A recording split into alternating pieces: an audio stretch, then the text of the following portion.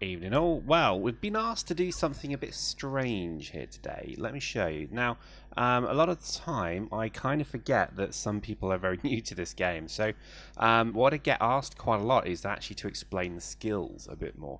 So we're going to do that today. What we're going to do is we're going to take a casual meander through the skill tree. So that's really it. Don't expect action. I'm afraid there's no amazing bullet time sequences today.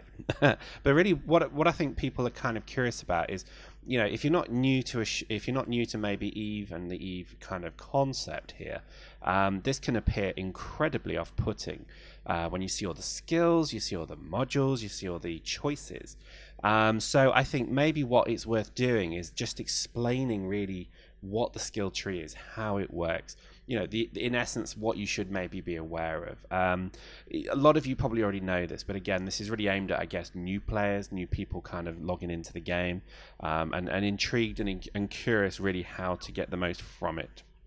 So obviously from your start menu you have your skill tree here, which I've come into here, and really let's just go through obviously the basics. Now again, this will form a discussion, so you know, drop suit command is a good place to start. Really this just dictates which suits you can use. So obviously from my last video in the fitting series we looked at, you know, in essence there are small, medium and large suits.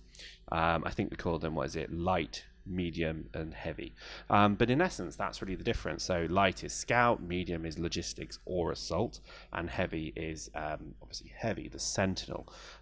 These will be expanded and contracted and included too, but really that's it. That's actually all you probably need to be aware of. So from this point of view, this first point on the skill menu is really just about what suits you maybe want to use.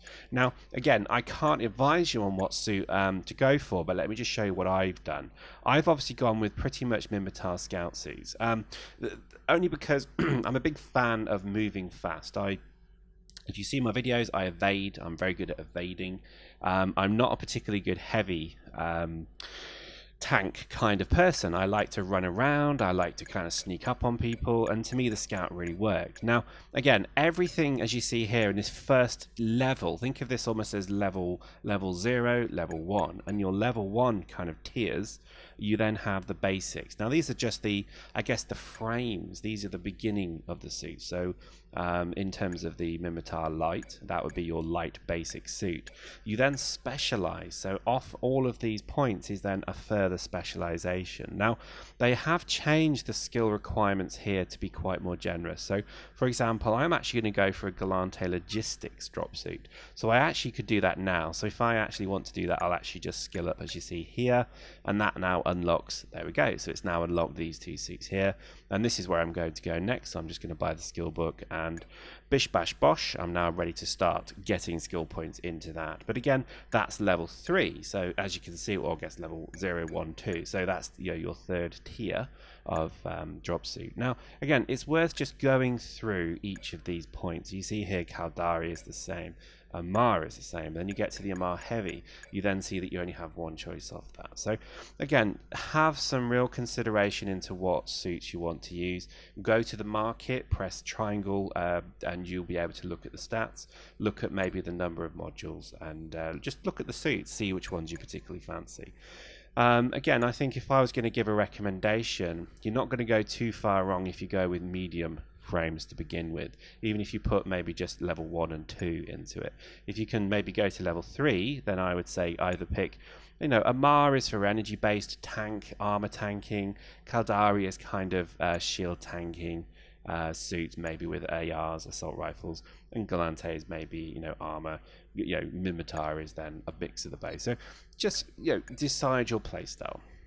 The next one is drop suit upgrades. Now again, this has an enabling skill, so this is your basic skill here. So drop suit upgrades is your level 0, and then your first level here is really just the basics around the armor, biotics, as in, you know, upgrades and boosters. You then have your core upgrades, which we'll come to just a moment, and then you have shield. Now again, I think a common mistake people make is maybe they do a mediocre level up of shield and armor. I'd probably say pick one. You can do brick tanking, which is where you do armor and shield. I would say it's probably not worth it. It's your call. For this particular character, I've just done a very basic level 1 of armor just to get a little bit of extra hit points, but the majority of my skill has gone into shields. Okay. Then just very quickly before we go into the upgrades, biotics, really this is just around, this is where my speed comes from. So everybody says, you know, you're so fast, well, how are you doing that? Well, it's level 5 biotics and then obviously level 5 kinetic catalyzation. And that really, in essence, just means that I can use the very high-end you know, kinetic, whatever they call them, catalyzers. But in essence, that's where the speed comes from. And just having level 5 obviously helps with that, because you get an efficiency with that as well. The others are really to do with hand-to-hand combat and then obviously stamina over speed. But I've just gone with obviously the speed and the stamina, the speed rather. Armor obviously links to plates and then the repair system. So again, pretty simple really. You know, that's how many more hit points you can weld onto your frame, and then the armor repair system is how much hit points, or rather the quality of repper that you can use to repair yourself. So again, just understand that there is always a third tier down, level 2. And then if we go to the shield one, you then have just a few more. You have obviously the extension. So again, just in terms of extending the hit points, that's all it means. You then have obviously the quality and speed of charge. So as your shield drops, there is then a natural pause and then it goes up again. And if you want to have that recharging happen quicker, if you want to use modules that enable that, then that's where that comes from. And then shield regulation, I have no idea what that does. Oh, okay, so that's just I don't actually know what that does, so I need to look at that. But there you go. So that's pretty much all linked to your shield. And then you have here, this is core upgrades. Now, to be honest, to me, this is probably the most important. If I was to recommend one area to put your skill points into, it would be this. And it's really this dropsuit engineering and dropsuit electronics. Now, to get to level 5, I mean, my goodness, you're going to need a huge amount of skill points. But in essence, this is where your fitting capability comes from. The more CPU and the more power grid you have, the more you can fit within your suits. So I would say these two are pretty important. Let's go into the top. Active scanners. I love scanners, so I've just got level 1. Drop links, again, pretty useful. You know, again, you'd have to skill into that. We've spoken about electronics. Now these have then a further tier down from that, which is to do with profile and precision of the scan of your suit, which is quite useful because obviously it shows you enemies approaching and, you know, running around you and so on. Engineering has nothing, but then, and nor does nanocircuitry. Nanocircuitry is the ability to use the revival pens. It's also the ability to use ammo forges. You then have the repair tool, and then you have also the ability to do system hacking modules, code breakers, things like that. So that's all under the core upgrades, okay?